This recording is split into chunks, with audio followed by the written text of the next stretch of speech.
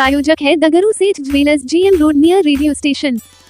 दरभंगा के SN Saraf hospital से live arthroscopy surgery कार्यशाला का किया गया आयोजन। राज्य के साथ साथ देश के विभिन्न जगहों से पहुंचे डॉक्टर। रविवार को दरभंगा के नाका नंबर 6 हॉस्पिटल रोड में स्थित एसएन सराफ हॉस्पिटल से लाइव आर्थोस्कोपी सर्जरी कार्यशाला का आयोजन किया गया। इस लाइव आर्थोस्कोपी द्वारा एशियल लिगामेंट रिकंस्ट्रक्शन सर्जरी की गई। इस कार्यशाला को देखने के लिए राज्य के विभिन्न जिलों से डॉक्टर तो पहुंचे ही थे, साथ ही देश के विभिन्न राज्यों से डॉक्टर आए हुए थे जो इस कार्यशाला में अपनी भागीदारी निभाई। तो वहीं इस संबंध में एसएन सराफ हॉस्पिटल के निदेशक डॉक्टर एसएन सराफ ने जानकारी देते हुए बताया कि पहले के दौर में घुटने में चोट लगने या कुछ होने के बाद उसे बदला जाता था, लेकिन अब उस घुटने को बचाने के थीम पर हम लोगों ने यह कार्यशाला आयोजित किया, जिसमें कई डॉक्टर भी पहुंचे हैं। इसके साथ ही उन्होंने कई बातें कही है। बता दें कि इस दौरान मौजूद डॉक्टरों को मेमेंटो एवं उन्हें प्रशस्ति पत्र भी प्रदान किया गया। आइए सीधे सुनाते हैं क्या कुछ कहते हैं एसएन सराफ हॉस्पिटल के निदेशक डॉक्टर एसएन सराफ रविवार की दोपहर 3 बजे मीडिया को। हमेशा प्रयास रहा है हमारे हॉस्पिटल का या हमारे संगठन का कि मेडिकल ऑर्थोपेडिक साइंस को ज़्यादा से ज़्यादा विकसित करावे। और ये विकसित कब होगा? जो हमारे जूनियर डॉक्टर्स आएंगे, पीजी स्टूडेंट्स आएंगे, जो लोग आर्थ्रोस्कोपी नहीं करते वो आएंगे। जब वो सीखेंगे तो ये मैसेज बहुत बड़ी जगह तक जाएगा। अभी भी मुश्किल से 10% लोग ही आर्थ्रोस्कोपी कर रहे हैं। आर्थ्रोस्कोपी का मतलब हुआ कि आपका स्पोर्ट्स इंजरी ज़्यादा है। आप देखते होंगे कि एकेडमिक किसी भी स्कूल में, कॉलेज में ज़्यादा लोग पढ़ाई से ज़्यादा स्पोर्ट्स में ध्यान देते हैं, क्योंकि फ्यूचर स्पोर्ट्स का, स्पोर्ट्स मेडिसिन। तो बच्चे जो बड़े जो भी हैं यंगस्टर स्पोर्ट्स में जाएंगे उनको इंजरी होगी तो मोस्ट कॉमन इंजरी घुटने के आसपास है, जिसको हम लोग कहते हैं ACL टीयर, है ना। तो ACL टीयर होता है, तो उसका ऑपरेशन छोटी सर्जरी से आर्थ्रोस्कोप से हम लोग करते हैं। तो उसकी ट्रेनिंग जब मिलेगी लड़कों को, जूनियर डॉक्टर्स को, या जो लोग आर्थ्रोस्कोपी नहीं कर रहे हैं, तो इससे हम लोगों के समाज में जो मरीज़ हैं उनको बड़ी सुविधा मिलेगी। बाहर नहीं जाना पड़ेगा। जैसे इसी के लिए लोग बॉम्बे चले जाते हैं, दिल्ली चले जाते हैं। जब आपके टाउन में लोग करने लगेंगे तो आपको जाना नहीं पड़ेगा बाहर, और क्वालिटी ट्रीटमेंट मिल जाएगा। और एकेडमिक डेवलपमेंट ऐसे ही होता है, हमेशा आप ऑर्गेनाइज कीजिए तो कुछ ना कुछ नई बातें सीखता है, सोशलाइज होता है कलीग लोगों से। तो इसका एडवांटेज ही एडवांटेज, घाटा तो कुछ भी नहीं। और आप देख रहे हैं कि हम लोगों ने बहुत ज़्यादा मेहनत की है, लेकिन ऐसा भी नहीं लगता था कि मोर देन 100 लोग आ जाए, क्योंकि ये तो नया साइंस है ना। आर्थ्रोस्कोपी एक नया साइंस है। ट्रॉमा तो जनरल है नहीं कि कोई भी आया डेलिंग प्लेटिंग सीख गया। तो आर्थ्रोस्कोपी नया होते हुए मोर देन 100 डेलीगेट्स आ जाना, और इस स्टेट के दूर गया से भी लोग आए हैं, किशनगंज से भी आए हैं, पटना और नालंदा मेडिकल कॉलेज से भी आए हैं। तो ये दिखा रहा है कि इसकी पॉपुलैरिटी बढ़ी।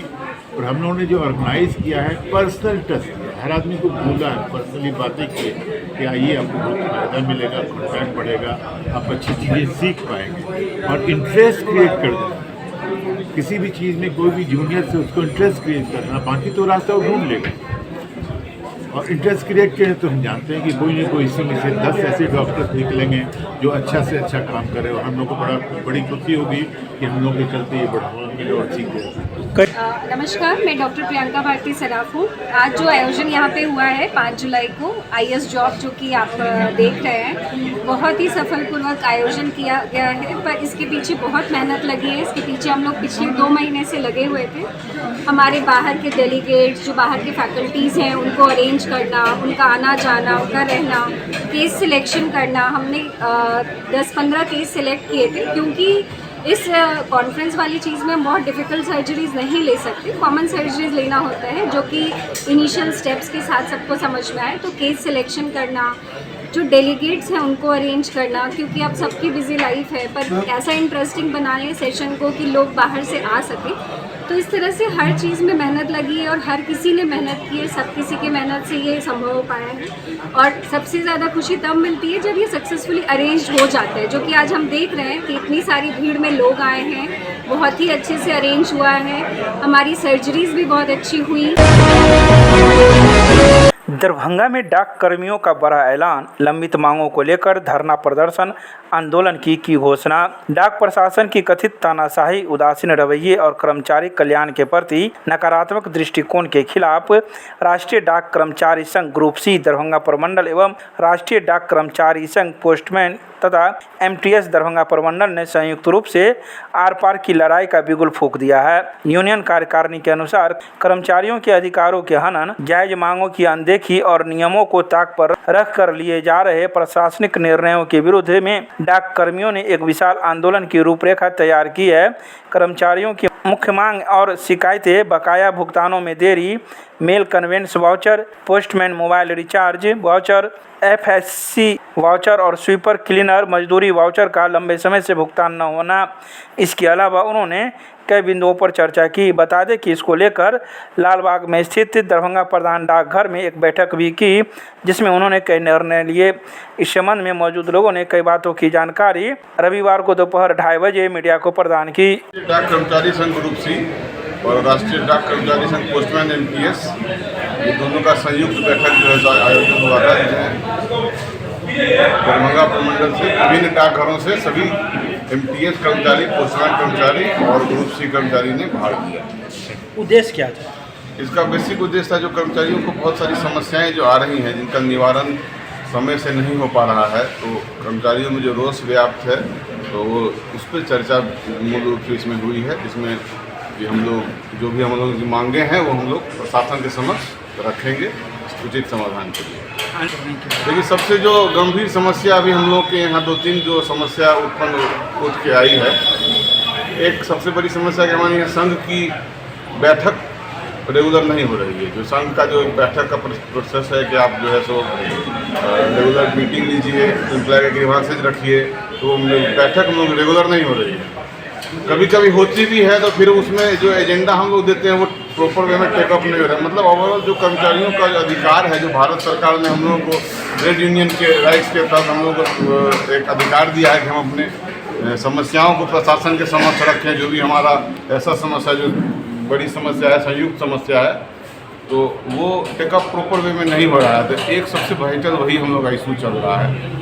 दूसरा, बहुत सारा ट्रांसफ़र पोस्टिंग्स जो होता है डिवीज़न में, उसमें बहुत सारे मतलब भूल चूक गड़बड़ी हो गई है उसमें, तो हम लोग उसको भी टेकअप किए। जैसे कि हमारा जूनियर कर्मचारी को सीनियर पद पे बैठा दिया गया है और सीनियर कर्मचारी को जूनियर पद पे बैठा दिया गया है। ऐसा 2-3 जगह केसेस है, तो उसको भी हम लोग जो है सो टेकअप करना चाह रहे हैं प्रशासन से, बट वो मुद्दा बहुत दिन से हम लोग का मंथली मीटिंग वगैरह का एजेंडा नहीं दिया गया है, या जो भी हम लोग मुद्दा वगैरह देते हैं तो वो प्रॉपर वे में टेकअप नहीं हो रहा है। तो कर्मचारियों में रोष व्याप्त है, तो उस रोष के तहत ये बैठक का आयोजन हुआ था।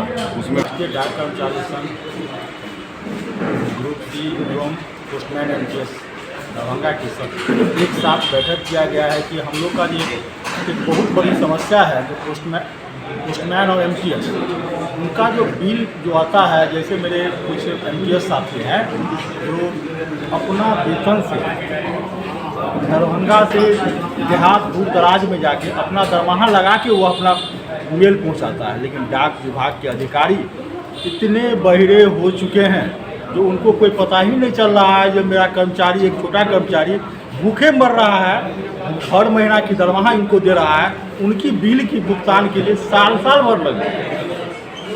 हम लोग बार बार उनको कह रहे हैं, पत्र के माध्यम से, फ़ोन के माध्यम से, उनको ऐसा कुछ लग नहीं रहा है। पूरे कर्मचारी आक्रोशित हैं। क्या कुछ समय भी होगा कि आपने 1 बार कहा, 2 बार कहा, 3 बार कहा, नहीं माने, उसका क्या आपका निर्णय होगा? हमारी संघ का जो निर्णय हो रही है, यही बैठक जो हुआ है, बैठक इसलिए किए हैं कि अगर मेरा विभाग इस बात को नहीं समझेगा तो जो ट्रेड यूनियन का जो नियम है उस पर करेंगे। अभी तो हम बैठक किए हैं, लोग कुछ बताए हैं, वहाँ पे कर्मचारी की बैठक कर सहमति बना रहे हैं कि इस तरह का स्थिति को सुधार अगर अधिकारी नहीं करता है तो फिर हम तो अपना बेबस हो जाएंगे। क्या करेंगे? आक्रोश कम करने के लिए क्या करें? अभी तो सर हम लोग बैठक किए हैं, आगे का निर्णय हम लोग ले रहे हैं। अगर नहीं मानता है तो नियम है जो हम लोग धरना करेंगे, भूख हड़ताल करेंगे, हड़ताल करेंगे, बेबस करेगा विभाग तो मजबूरी हो जाएगी, करेंगे ही। नाम बता दीजिए अपना। मेरा नाम हुआ मिथिलेश यादव, राष्ट्रीय डाक कर्मचारी संघ पोस्टमैन एमटीएस दरभंगा के प्रमंडलीय सचिव हूँ मैं। मिथिला स्टूडेंट यूनियन विश्वविद्यालय कार्यकारिणी का हुआ पुनर्गठन। गौतम झा बने विश्वविद्यालय अध्यक्ष। 2 सितंबर एलएनएमयू चलो विशाल छात्र आंदोलन की घोषणा। मिथिला स्टूडेंट यूनियन के द्वारा रविवार को विश्वविद्यालय के पीएनबी बैंक के समीप परिसर में विश्वविद्यालय इकाई की कार्यकारिणी का पुनर्गठन किया गया। अध्यक्ष पद के लिए गौतम झा एवं आदर्श मिश्रा ने दावेदारी पेश की, जिसके बाद लोकतांत्रिक प्रक्रिया के तहत चुनाव संपन्न कराया गया। चुनाव प्रक्रिया की देखरेख एमएसयू के राष्ट्रीय महासचिव वीरेंद्र कुमार, कोषाध्यक्ष उदय नारायण झा, विश्वविद्यालय प्रभारी अमन सक्सेना, वरिष्ठ छात्र नेता शुभम झा ओम एवं छात्रानेत्री अर्चना विभा झा की उपस्थिति में की गई। विश्वविद्यालय एवं कॉलेज इकाइयों से आए सदस्यों ने मतदान में भाग लिया, जिसमें गौतम झा को 22 मत तथा आदर्श मिश्रा को 13 मत प्राप्त हुए। इस प्रकार गौतम झा एमएसयू के विश्वविद्यालय अध्यक्ष निर्वाचित घोषित किए गए, जिसके उपरांत सर्वसम्मति से आदर्श मिश्रा को विश्वविद्यालय महासचिव मनोनीत किया गया। नवगठित टीम को आगामी 2 सितंबर 2026 को प्रस्तावित एलएनएमयू चलो विशाल छात्र आंदोलन को सफल बनाने की जिम्मेदारी सौंपी गई।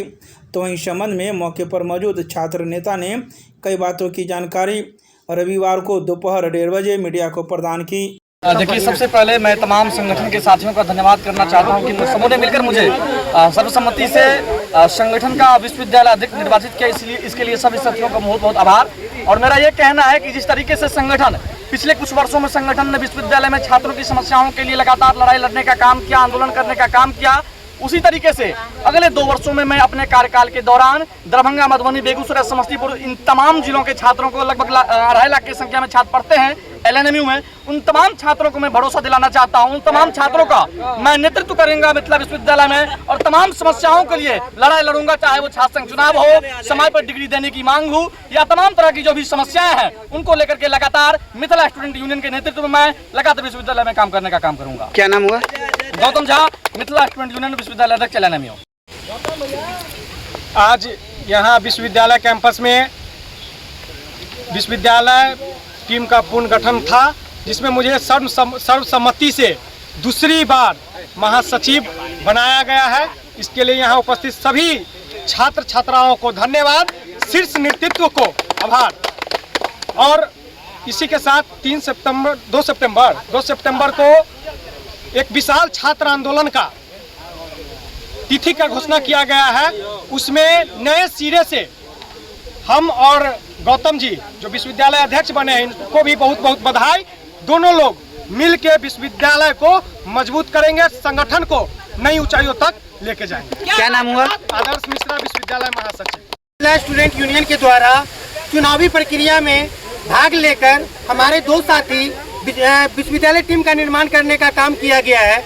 मैं स्पष्टता से ये चीज़ कह देना चाहता हूँ कि विश्वविद्यालय में लगातार भ्रष्टाचार हावी हो चुका है। कई छात्र संगठन जो आज के डेट में सिर्फ दलाली के लिए विश्वविद्यालय पहुंच रहे हैं, इसी को बदलने के लिए हम लोगों ने निर्णय लिया है कि नए टीम के साथ, नए ऊर्जा के साथ हम लोग विश्वविद्यालय को आगे बढ़ाने का काम करेंगे। और 2 सितंबर को विश्वविद्यालय इतिहास का सबसे बड़ा आंदोलन हमारे विश्वविद्यालय अध्यक्ष गौतम झा और महासचिव आदर्श मिश्रा के नेतृत्व में किया जाएगा। ये बात मैं यह आह्वान यहाँ से आपके माध्यम से यहाँ के लोगों को देना चाहता हूँ। 2 सितंबर को कैसा आंदोलन होगा? देखिए, ये विशाल आंदोलन होगा जिसमें हम लोगों का मुख्यतः मांग होगा कि छात्र संघ का चुनाव जो पिछले 6 सालों से बंद है उसे तत्कालीन तौर पर करवाया जाए। साथ ही साथ एकेडमिक कैलेंडर का पालन हो, विभिन्न कॉलेजों में छात्रावास की सुविधा मिले। इन्हीं सब तमाम मांगों को लेकर हम लोगों का विशाल आंदोलन किया जाएगा, जिसमें लगभग 10,000 छात्र सड़क पर उतरकर अपने अधिकार को मांगने का काम करेंगे। क्या नाम हुआ? अमन सक्सेना, विश्वविद्यालय प्रभारी, मिथिला स्टूडेंट यूनियन।